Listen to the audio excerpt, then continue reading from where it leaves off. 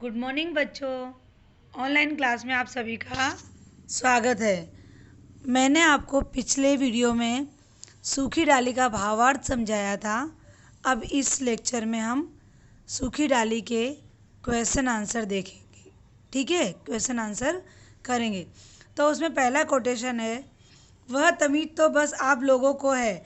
मैंने कहा तुम तो लड़ती हो, मैं तो सिर्फ यह कहना चाहती थी कि नौकर से काम लेने का भी ढंग होता है। इसमें नंबर फर्स्ट अर्थात क नंबर का है, वक्ता और श्रोता कौन है? कथन का आशय संदर्भ सहित स्पष्ट कीजिए। आंसर है, वक्ता और श्रोता इंदु और बड़ी बहू है। उपयुक्त कथन का आशय तथा संदर्भ यह है कि जब बेला ने मिश्रानी को काम से हटा दिया था, तब इंदु कहती है कि नौकर से काम लेने का भी सही ढंग होता है। यही बात इंदु बड़ी बहू से कह रही है। ख नंबर का, वक्ता का परिचय दीजिए। वक्ता इंदु है। इंदु एक सुशिक्षित लड़की है जो परेश की बहन है और दादा मूल राज की पोती। वह समझदार और थोड़ी गुस्से वाली स्त्री है। उसे उनकी भाभी का मिश्रानी को काम से निकाल देना और बात बात पर अपने मैके की प्रशंसा करना अच्छा नहीं लगता था। ग नंबर का, वह तमीज़ तो बस आप लोगों को है। यह वाक्य किसने किससे कहा? इस कथन से उसके स्वभाव की किस विशेषता का पता चलता है? आंसर है, वह तमीज़ तो बस आप लोगों को है। यह वाक्य बेला ने इंदु से कहा था। इस कथन से हमें पता चलता है कि बेला का स्वभाव अत्यंत गुस्से वाला है। उसे अपने ससुराल के तौर तरीके, रीति रिवाज, खाना पीना, पहनना ओढ़ना अच्छा नहीं लगता है। घ नंबर, बेला का चरित्र चित्रण कीजिए। बेला परेश की पत्नी है। वह लाहौर के प्रतिष्ठित एवं संपन्न कुल की सुशिक्षित लड़की है। उसके पति नायब तहसीलदार हैं।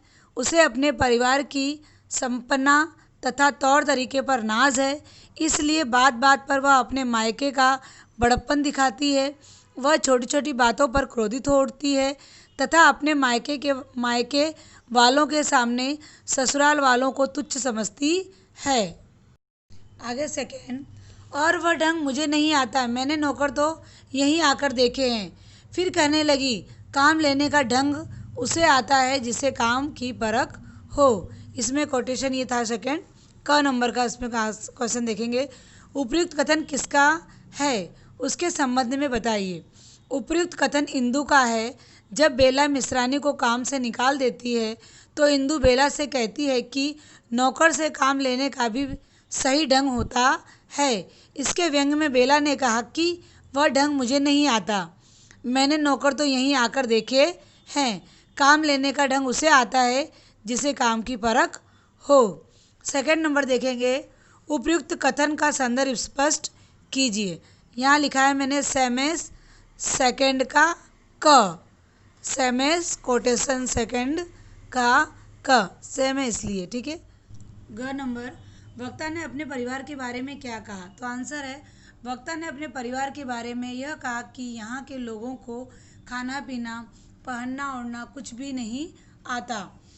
हमारे नौकर गवार, हमारे पड़ोसी गवार, हम स्वयं गवार, सब कुछ अच्छा है। तो बेला के मायके वालों का हम तो न जाने कैसे जी रहे हैं। घ नंबर, इंदु कौन है उसका परिचय दीजिए। तो ये है सेमेस वन का ख।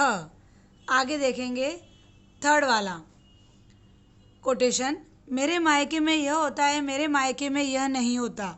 अपने और अपने मायके के सामने तो वह किसी को कुछ गिनती ही नहीं। हम तो उसके लिए मूर्ख, गवार और असभ्य हैं। क नंबर, प्रस्तुत अवतरण किस एकांकी से लिया गया है? उपयुक्त पंक्ति किसने किससे किस संदर्भ में कही है? आंसर है, प्रस्तुत अवतरण सूखी डाली से लिया गया है। उपयुक्त पंक्ति इंदु ने बड़ी बहू से इस संदर्भ में कहती है कि बेला हमेशा अपने मायके की बात ही करती रहती है। मेरे मायके में यह होता है, मेरे मायके में वह। यह नहीं होता। अपने मायके के सामने तो वह किसी को कुछ गिनती ही नहीं। हम तो उसके लिए मूर्ख, गंवार और असभ्य हैं। ख नंबर देखेंगे, वह किसी को कुछ गिनती ही नहीं। वह शब्द का प्रयोग किसके लिए किया गया है? उसके मायके में किस प्रकार का वातावरण था? आंसर है, वह शब्द का प्रयोग बेला के लिए किया गया है। उसके मायके का वातावरण उसके ससुराल से विपरीत था। जब से आई है यही तो सुना रही है। नौकर अच्छे हैं तो उसके मायके में, खाना पीना अच्छा है तो उसके मायके का, कपड़े पहनने का ढंग है तो उसके मायके वालों का। ग नंबर है, उसके मायके तथा ससुराल के वातावरण में क्या अंतर था? आंसर है, बेला के मायके तथा ससुराल के वातावरण में बहुत अंतर है। बेला के मायके में नौकर अच्छे थे, खाना पीना अच्छा था, कपड़े पहनने ओढ़ने का ढंग अच्छा था आदि। बेला के ससुराल वालों को खाना पीना, पहनना ओढ़ना कुछ भी नहीं आता। उनके नौकर बेला की दृष्टि से गंवार थे। उनके पड़ोसी तथा वे सभी लोग भी गंवार थे। घ नंबर, उसका मन ससुराल में क्यों नहीं लगता? अपनी गृहस्थी अलग बसाने के लिए वह क्या चाहती है? आंसर है, उसका मन ससुराल में नहीं लगता क्योंकि बेला को घर की कोई वस्तु पसंद नहीं आती। उसके मन में अपने मायके को लेकर दर्प की भावना बहुत अधिक है। बेला का मन इस घर में नहीं लगता। उसे घर का कोई सदस्य पसंद नहीं आता। सब उसकी निंदा करते हैं। इसी कारण से वह अपनी गृहस्थी अलग बसाने के लिए चाहती है क्योंकि उसे आज़ादी चाहिए और वह सुख शांति से रहना चाहती है। फोर्थ कोटेशन, फिर कैसे चलेगा? हमारे घर में तो मिलकर रहना, बड़ों का आदर करना, अपने घर की सूखी को दूसरी की चुपड़ी से अच्छा समझना, नौकरों पर दया और छोटों पर। क नंबर है इसके अंदर, वक्ता और श्रोता कौन है? कथन का संदर्भ स्पष्ट कीजिए। वक्ता छोटी भाभी है और श्रोता बड़ी बहू है। कथन का संदर्भ यह है कि जब बड़ी बहू कहती है कि छोटी बहू को हमारा खाना पीना, पहनना ओढ़ना कुछ भी पसंद नहीं है, उसे पड़ोस से उनकी बातों से घृणा है, तभी छोटी भाभी कहती है कि फिर कैसे चलेगा? हमारे घर में तो मिलकर रहना, बड़ों का आदर करना, अपने घर की रूखी को दूसरी की चुपड़ी से अच्छा समझना है। घ नंबर, फिर कैसे चलेगा? वाक्य का आशय स्पष्ट कीजिए। फिर कैसे चलेगा का आशय यह है कि छोटी बहू को हमारे घर का खाना पीना, पहनना ओढ़ना और हमारी बातों से घृणा है। ये कैसे चलेगा? मैं उसे समझा दूंगी, चिंता मत करना। ग नंबर, उपयुक्त वाक्य में वक्ता अपने परिवार की किस विशेषता का उल्लेख कर रही है? तो उपयुक्त वाक्य में वक्ता छोटी भाभी अपने परिवार की इस विशेषता का उल्लेख कर रही थी कि उनके घर में तो सब मिलकर रहते हैं, बड़ों का आदर करते हैं, अपने घर की रूखी को दूसरी की चुपड़ी से अच्छा समझना तथा नौकरों पर दया करते हैं। ग नंबर, वक्ता के चरित्र की प्रमुख विशेषताओं पर प्रकाश उल्लेख करें। आंसर है, वक्ता छोटी भाभी है, वह छोटी बहू की सास है, वह बेला को आदर सम्मान से घर में रखती है, उसे कोई काम नहीं करने देती है, वह उसकी भावनाओं की कदर करती है। जब बेला को घर की कोई वस्तु अच्छी नहीं लगती तो वह उसे समझाती है। फिफ्थ कोटेशन, इस फर्नीचर पर हमारे दादा बैठते हैं, पिता बैठते थे, चाचा बैठते थे। उन लोगों को कभी शर्म नहीं आई। उन्होंने कभी फर्नीचर के गले सड़े होने की शिकायत नहीं की। क, उपयुक्त वाक्य का संदर्भ लिखिए। उपयुक्त वाक्य का संदर्भ यह है कि जब बेला टूटी फूटी कुर्सियों और गले सड़े फर्नीचर को अपने कमरे से बाहर निकाल रही थी, तब परेश ने आकर बोला कि इस फर्नीचर पर हमारे दादा बैठते थे, पिता बैठते थे, चाचा बैठते थे, उनको तो कभी शर्म नहीं आई, तो तुम्हें कैसे? इस प्रसंग को मंझली बहू छोटी भाभी को बता रही है। ख नंबर, वक्ता और श्रोता कौन कौन हैं? दोनों का परिचय दें। आंसर है, वक्ता मंझली बहू है और श्रोता छोटी भाभी है। मंझली बहू बेला से बड़ी बहू है और वह खुश मिजाज स्वभाव की है। बेला के द्वारा परेश की दुर्दशा बनाने पर वह हंसी के मारे पागल हो जाती है। मंझली बहू को बेला का मायके के बात करना अच्छा नहीं लगता था। वह उसकी निंदा भी करती थी। अब इसके अंदर और आगे है छोटी भाभी का परिचय। बराबर, तो छोटी भाभी का परिचय सेमेस फोर्थ का घ में मिल जाएगा। नंबर, फर्नीचर के संबंध में किसका कथन उद्धृत किया जा रहा है? तो फर्नीचर के संबंध में बेला का कथन उद्धृत किया जा रहा है। घ नंबर, परेश का चरित्र चित्रण कीजिए। परेश दादा मूलराज का पोता है जो नायब तहसीलदार है। उसका विवाह लाहौर के एक प्रतिष्ठित परिवार की सुशिक्षित कन्या से हुआ है। परेश जानता है कि उसकी पत्नी को इस परिवार के रहन सहन और तौर तरीके को पसंद नहीं करती। वह अपनी पत्नी को समझाने की कोशिश करता है किंतु असफल रहता है और अपना सा मुँह लेकर दादाजी के पास चला जाता है। 6 नंबर का कोटेशन, तुम भी बहन बस क्या इतना पढ़ लिख कर छोटी बहू कपड़े धोएगी? उसके अंदर क है। उपयुक्त वाक्य किसने किससे किस संदर्भ में कहा है? तो उपयुक्त वाक्य बड़ी भाभी ने छोटी भाभी से इस संदर्भ में कहा है कि जब छोटी भाभी कहती है कि दादाजी के कपड़े, तब बड़ी भाभी ने कहा कि क्या इतना पढ़ लिख कर छोटी बहू कपड़े धोएगी? ख नंबर, छोटी बहू कौन है? वह किस पारिवारिक परिवेश से आई है? छोटी बहू बेला है। वह प्रतिष्ठित एवं संपन्न पारिवारिक परिवेश से आई है। ग है, वह परिवार से क्यों अलग होना चाहती है? तो इसका आंसर है सेमेस 3 में घ, 3 का घ। आगे देखेंगे घ नंबर, वह बात बात पर किस बात की चर्चा करती रहती है? आंसर है वह बात बात पर अपने मायके की चर्चा करती रहती है कि मेरे मायके में यह होता है, मेरे मायके में वह नहीं होता। वे अपने मायके के सामने सबको तुच्छ समझती थी। अब देखेंगे 7 नंबर का, मैं कहा करता हूँ न बेटा कि एक बार वृक्ष से जो डाली टूट गई उसे लाख पानी दो, उसमें वह सरसता न आएगी। और हमारा यह परिवार बरगद के इस महान पेड़ की भांति है। इसमें क नंबर है, वक्ता कौन है? उसके मन में ये विचार किस घटना को देखकर आए? वक्ता दादा मूलराज हैं। उसके मन में ये विचार बच्चों के वट की पूरी डाल लाकर आंगन में लगाने से और पानी देने को देखकर आई। ख नंबर है, वक्ता ने अपने परिवार की तुलना बरगद के पेड़ से क्यों की है? आंसर है वक्ता ने अपने परिवार की तुलना बरगद के पेड़ से की है। जिस प्रकार वट वृक्ष की अनेक शाखाएं होती हैं, उसी प्रकार परिवार का हर एक सदस्य वृक्ष की डाली के समान है। जिस प्रकार पेड़ की डाल से अलग होकर सूख जाती है, उसी प्रकार यदि कोई परिवार का सदस्य अलग हो जाए तो वे भी सूखी डाली की तरह निर्जीव हो जाता है। ग नंबर, एक बार वृक्ष से जो डाली टूट गई उसे लाख पानी दो, उसमें वह सरसता न आएगी। इस कथन से वक्ता का क्या आशय है? जिस प्रकार पेड़ की डाल पेड़ से अलग होकर सूख जाती है, उसी प्रकार यदि कोई परिवार का हिस्सा अलग हो जाए तो वे भी सूखी डाली की तरह सूख जाएगा और निर्जीव हो जाएगा और यह डाली पुनः हरी नहीं हो सकती। घ नंबर, उपयुक्त कथन किस डाली से लिया गया है? उसमें एकांकी ने क्या संदेश दिया है? आंसर है सूखी डाली एकांकी से लिया गया है।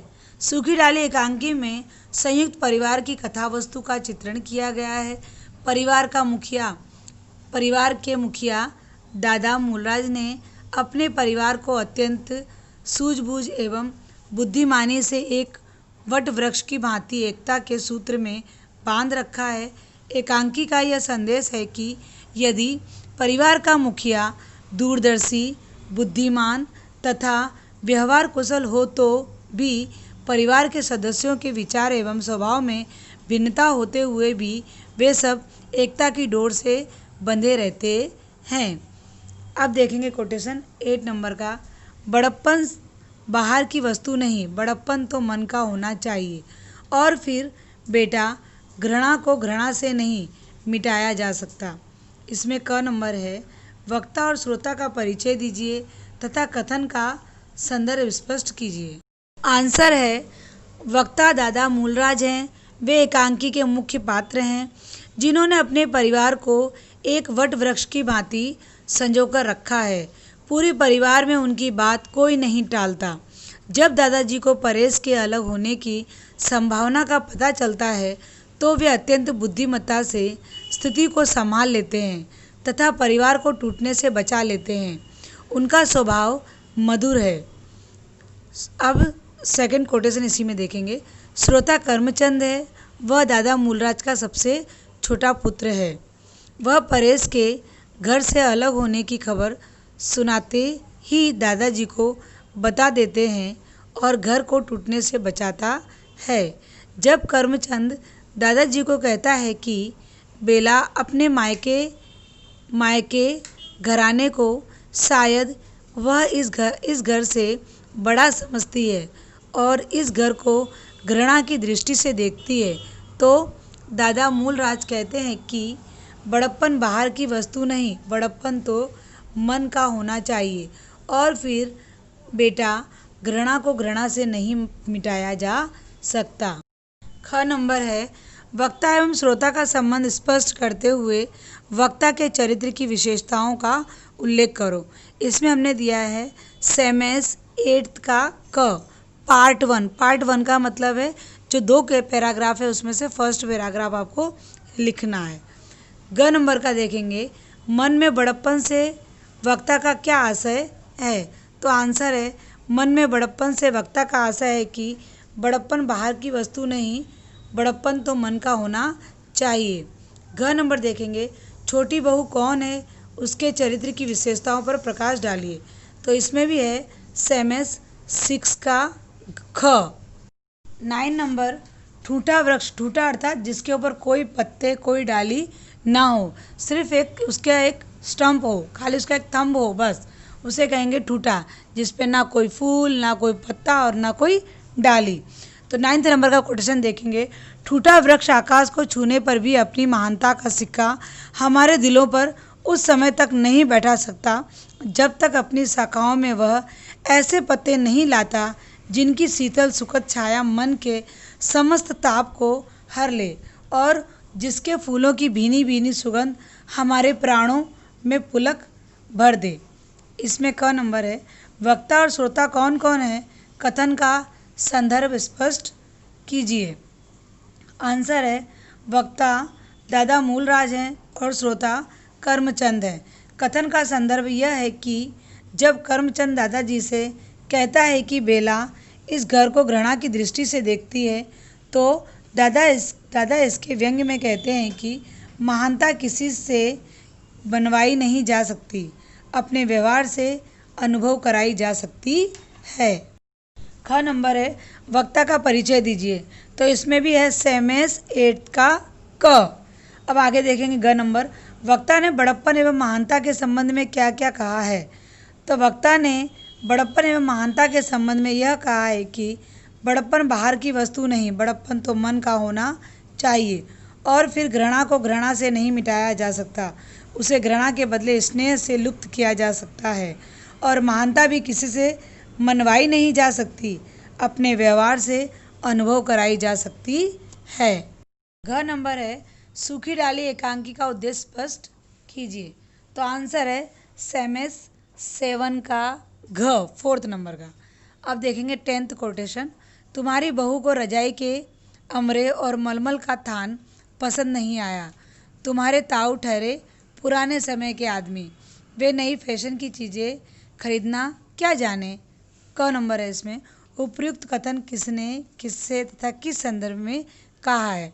आंसर है, उपयुक्त कथन दादा मूलराज ने परेश से इस संदर्भ में कहा कि जब परेश के ताऊ रजाई के अमरे और मलमल का थान लाए थे तो बेला को पसंद नहीं आया, तब दादा परेश से उपयुक्त कथन कहते हैं। क नंबर है, रजाई के अमरे और मलमल के थान के अलावा बहू को कौन सी चीज़ पसंद नहीं थी? आंसर है, उसके ससुराल का रहन सहन, तौर तरीके, फर्नीचर, खाना पीना, पहनना ओढ़ना उसे अच्छा नहीं लगता था। ग नंबर, ताऊ शब्द का प्रयोग किसके लिए किया गया है? उन्होंने दादाजी से बहू के संबंध में क्या बात कही थी? तो आंसर है ताऊ शब्द का प्रयोग करमचंद के लिए किया गया है। उन्होंने दादाजी से बहू के संबंध में यह बात कही थी कि सबने तो उसके लाए हुए मलमल के थान और रजाई के अमले रख लिए, परंतु बहू रानी को पसंद नहीं आया। अपने मायके घराने को शायद वह इस घराने से उच्च समझती है। घ नंबर, वक्ता ने श्रोता को इस समस्या से निपटने के लिए क्या सुझाव दिया? आंसर है परेश ने जब दादाजी से यह कहा कि बेला का मन इस घर में नहीं लगता, तो दादाजी ने इसका उत्तर दिया कि इतनी जल्दी उसका मन कैसे लग सकता है? मन लगता नहीं, लगाया जाता है। हमें उसका मन लगाना होगा। वह एक बड़े घर से आई है, इस भीड़ भाड़ में वह घबराती होगी। 11 नंबर का कोटेशन देखेंगे। इतना जल्दी उसका मन कैसे लग सकता है बेटा? अभी के दिन हुए हैं उसे आए। फिर बेटा मन लगता नहीं, लगाया जाता है। उसमें देखेंगे कोटेशन नंबर क। उपयुक्त वाक्य किसने किससे किस संदर्भ में कहा है? आंसर है उपयुक्त वाक्य दादाजी ने परेश से कहा जब परेश उनके पास बेला का मन नहीं लगने की शिकायत लेकर आया था। ख नंबर का है वक्ता ने उपयुक्त वाक्य श्रोता की कौन सी बात सुनकर कहा? आंसर है वक्ता ने उपयुक्त कथन श्रोता की इस बात को सुनकर कहा कि इस घर में बेला का मन नहीं लगता। ग नंबर, श्रोता ने इस बात का क्या उत्तर दिया? श्रोता ने इस बात का उत्तर दिया कि बेला मन लगाती ही नहीं है। नंबर का देखेंगे। श्रोता की बात सुनकर वक्ता ने पुनः क्या कहा? आंसर है श्रोता की बात सुनकर वक्ता ने पुनः कहा कि उसका मन नहीं लगता, तो हमें उसका मन लगाना चाहिए। वह एक बड़े घर से आई है, अपने पिता की इकलौती बेटी है, कभी नाते रिश्तेदारों में नहीं रही। इस भीड़ भाड़ से वह घबराती होगी। हम सब मिलकर इस घर में उसका मन लगाएंगे। 12 नंबर का कोटेशन देखेंगे। और फिर मेरी आंखों के सामने इस महान वृक्ष की कलियां मैं टूटने लगती हैं और वह केवल ठूट रह जाता है और मैं सिर उठता हूँ। न बेटा, मैं अपने जीते जी यह सब न होने दूंगा। तुम चिंता ना करो, मैं सबको समझा दूंगा। क नंबर, महान वृक्ष और उसकी कलियों से क्या तात्पर्य है? आंसर है महान वृक्ष और कलियों से परिवार के लिए तात्पर्य है। परिवार के लिए तात्पर्य। अब यहाँ पर देखेंगे सेमेस 7 का ख इसमें लिखना है। अब आएंगे हम ख नंबर। वक्ता कौन है और वे क्या सोचकर सिंहर उठते हैं तथा क्यों? तो आंसर है वक्ता दादा मूलराज हैं। जब वे अपनी आंखों के सामने उस महान वृक्ष की कलियां टूटते देखते हैं तो वे ठूट रह जाते हैं और सिंहर उठते हैं, क्योंकि वे अपने परिवार को टूटने नहीं देना चाहते। वे समझते हैं कि एक बार वृक्ष से जो डाली टूट गई, उसे लाख पानी दो, उसमें वह सरसता न आएगी। वक्ता ने अपने परिवार को एकजुट रखने में किस प्रकार सफलता प्राप्त की? आंसर है दादा घर को सभी सदस्यों को बुलाकर समझाते हैं तथा कहते हैं कि बेला एक बड़े घर की बेटी है, उच्च शिक्षा प्राप्त की है, वह सबसे आदर पाती आई है, इसलिए यहाँ भी उसे उचित आदर सत्कार मिलना चाहिए। वे चेतावनी भी देते हैं, यदि मैंने सुन लिया कि किसी ने उसकी हंसी उड़ाई, किसी ने बहू का निरादर किया, तो इस घर से मेरा नाता सदा के लिए टूट जाएगा। इस प्रकार उन्होंने सफलता प्राप्त की। नंबर है सूखी डाली एकांकी के शीर्षक की सार्थकता पर प्रकाश डालिए। तो एकांकी का शीर्षक अत्यंत सार्थक है। दादा मूलराज के परिवार को एक वट वृक्ष के समान माना गया है। अब इसमें है सेमेस 7 का ग। आगे देखेंगे हम 13 नंबर। बड़ा वास्तव में कोई उम्र से या दर्जे में नहीं होता। बड़ा तो बुद्धि से होता है, योग्यता से होता है। क नंबर देखेंगे इसमें। प्रस्तुत कथन का वक्ता कौन है? यह वाक्य किसके लिए कहा गया है और क्यों? तो प्रस्तुत कथन का वक्ता दादा मूलराज है। यह वाक्य बेला के लिए प्रयुक्त किया गया है क्योंकि वह उम्र में तो सबसे छोटी है परंतु सबसे अधिक पढ़ी लिखी है। इसलिए दादा मूलराज कहते हैं कि बड़ा वास्तव में कोई उम्र से या दर्जे में नहीं होता। बड़ा तो बुद्धि से होता है, योग्यता से होता है। ख नंबर है, वक्ता ने जिसके विषय में यह वाक्य कहा है उसका वक्ता से क्या संबंध है? उसके चरित्र की प्रमुख विशेषताओं का उल्लेख कीजिए। तो वक्ता ने जिसके विषय में यह वाक्य कहा है उसका वक्ता से दादा ससुर का संबंध है। तो सेमेस 8 का क पार्ट 1, 2 पैराग्राफ होंगे, उसमें फर्स्ट वाला पैराग्राफ होगा 8 का क पार्ट 1। अब देखेंगे हम ग। उपयुक्त कथन का आशय स्पष्ट कीजिए।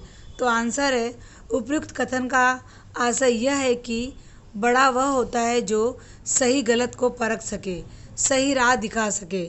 बड़प्पन की कोई उम्र नहीं होती।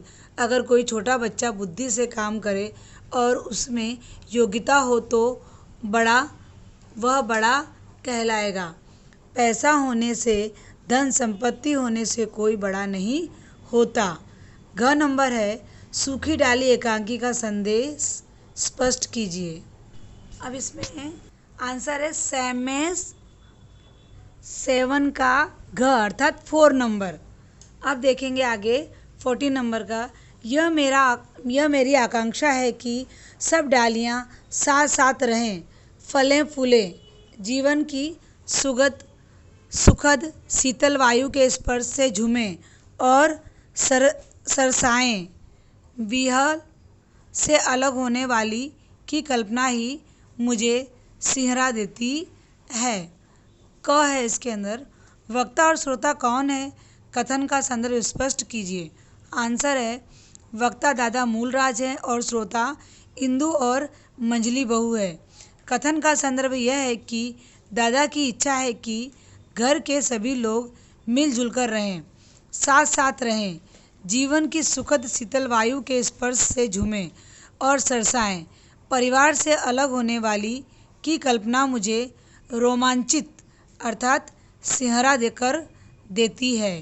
ख नंबर, इनके फलने फूलने से वक्ता का क्या आशय है? आंसर है, इनके फलने फूलने से दादा मूलराज का यह आशय है कि उनके परिवार के सभी सदस्य मिलजुल कर रहें, काम करें और आपस में स्नेह का संबंध बनाए रखें। ग, श्रोता के चरित्र की विशेषता का उल्लेख कीजिए। तो इंदु सेमेस 1 का ख और सेकंड में है मजली बहू सेमेस 5 का ख। अब आगे देखेंगे घ नंबर, वक्ता के चरित्र की विशेषता का उल्लेख कीजिए। इसमें भी है सेमेस 8 का क पार्ट 1, 8 का क पार्ट 1 अर्थात फर्स्ट वाला पैराग्राफ। फिर देखेंगे हम 15 नंबर में, मैं किन लोगों में आ गई हूँ, ये कैसे लोग हैं, कुछ भी तो समझ नहीं सकी। आज कुछ है कल कुछ, पल में तोला पल में मासा, इनका कुछ भी पता नहीं चलता। गर्म होते हैं तो आग बन जाते हैं और नर्म होते हैं तो मोम से भी कोमल दिखाई देते हैं। आज जिस बात को बुरा कहते हैं कल उसी बात की प्रशंसा करते हैं। इसमें क नंबर देखेंगे, वक्ता और श्रोता कौन कौन है, परिचय दीजिए। तो वक्ता बेला है और श्रोता छोटी भाभी सास है। बेला का परिचय सेमेस 1 में घ में मिल जाएगा, सास का परिचय सेमेस 5 का ख में मिल जाएगा। आगे देखेंगे ख नंबर का, पल में तोला पल में मासा, वाक्य का आशय स्पष्ट कीजिए। तो आंसर है, जल्दी जल्दी व्यवहार में बदलाव होना। अपना जो व्यवहार उसमें क्या होना चाहिए, तुरंत बदलाव आ जाना। हम देखेंगे इसमें सेमेस का 5 का ग, सेमेस 15 का ग लिखा, 5th नहीं 15 का ग। ग नंबर का देखेंगे, वक्ता के अनुसार उसे किस प्रकार की स्थिति का सामना करना पड़ रहा है और क्यों? आंसर है, वक्ता के अनुसार उसे शीघ्र बदलाव और परिवर्तन का सामना करना पड़ रहा है। वह कहती है कि वे लोग गर्म होते हैं तो आग बन जाते हैं और नर्म होते हैं तो मोम से भी कोमल दिखाई देते हैं। आज जिस बात का बुरा कहते हैं कल उसी बात की प्रशंसा करते हैं। दादाजी सभी सदस्यों को समझाने के कारण यह बदलाव आया था जिसका बेला को सामना करना पड़ा था। घ नंबर, बेला के चरित्र की विशेषता का उल्लेख कीजिए। तो इसका आंसर मिल जाएगा आपको सेमेस फर्स्ट का घ, 4th नंबर का। अब देखेंगे हम 16 नंबर का। मैंने एक अनुभवी नौकरानी खोज लाने के लिए कह दिया है जो नए फैशन के बड़े घरों में काम कर चुकी। क नंबर इसमें बेला ने मंजली से भाभी नौकरानी के बारे में क्या कहा था? आंसर है, बेला ने मंजली भाभी से नौकरानी के बारे में कहा कि अब नए नौकरानी की कोई ज़रूरत नहीं है, रजवा काम सीख जाएगी। ख नंबर है, उपयुक्त वाक्य किसने किससे कहा? तो उपयुक्त वाक्य मंजली भाभी ने बेला से कहा। ग नंबर, वक्ता ने नौकर के संबंध में दादाजी की किस बात का उल्लेख किया? आंसर है, वक्ता ने नौकरों के संबंध में दादाजी के पुराने नौकरों के संबंध में होने की बात का उल्लेख किया गया है।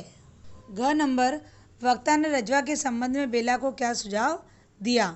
आंसर है, वक्ता ने रजवा के संबंध में बेला को यह सुझाव दिया कि आप रजवा की बहू को ही अपने पास क्यों नहीं रख लेती, उसकी उम्र भी कम है और काम भी जल्दी सीख जाएगी। आगे देखेंगे 17 नंबर का। आप मुझे क्यों कांटों में घसीटती हैं? आप मेरे साथ क्यों परायों सा व्यवहार करती हैं? आंसर है, क नंबर का है, वक्ता और श्रोता कौन है? दोनों का परिचय दीजिए। आंसर है, वक्ता बेला और श्रोता बड़ी बहू है। बेला और बड़ी बहू दोनों ही जेठानी देवरानी हैं। अब देखेंगे बेला का परिचय फर्स्ट के घ में है। बड़ी बहू को बेला का मायके के बारे में बोलना अच्छा नहीं लगता तथा उसकी निंदा भी करती है। ख नंबर है, कांटों से घसीटने का आशय एवं संदर्भ स्पष्ट कीजिए। तो आंसर है, इसका संदर्भ यह है कि बेला कह रही है कि आप लोग मुझे दुविधा में डाल रहे हैं, आप परायों का सा व्यवहार कर रही हैं। ग नंबर है, वक्ता ने उपयुक्त कथन किन परिस्थितियों में कहा है और क्यों? वक्ता ने उपयुक्त कथन घर के सदस्यों के शीघ्र ही उनके स्वभाव में परिवर्तन के कारण यह स्थिति का सामना करना पड़ रहा है। दादाजी के सभी सदस्यों को समझाने के कारण यह बदलाव आया है। घ नंबर है, उपयुक्त कथन के आधार पर वक्ता की मानसिक स्थिति पर प्रकाश डालिए। आंसर है, उपयुक्त कथन के आधार पर हमें यह पता चलता है कि बेला का दिमाग दुविधा में है। उसके साथ हो रहा परायों का सा व्यवहार उसे समझ में नहीं आ रहा था। आगे देखेंगे कोटेशन। आप मुझे मेरे मायके भेज दीजिए, मुझे ऐसा लगता है जैसे मैं अपरिचितों में आ गई हूँ। क नंबर है इसमें, उपयुक्त कथन किसने किससे किस संदर्भ में कहा है? आंसर है, उपयुक्त कथन बेला ने परेश से कहा जब वह घर में हो रहे परायों सा व्यवहार से तंग आ गई थी और संकट में पड़ गई थी। तब वे परेश से कहती है कि आप मुझे मेरे मायके भेज दीजिए, मैं अपरिचितों में आ गई हूँ। ख नंबर है, वक्ता को किन किन समस्याओं का सामना करना पड़ रहा है? आंसर है, बेला कहती है कि मैं जब जाती हूँ तो सब खड़ी हो जाती हैं, मेरे सामने कोई हंसता नहीं, कोई मुझसे अधिक समय बात नहीं करना चाहता।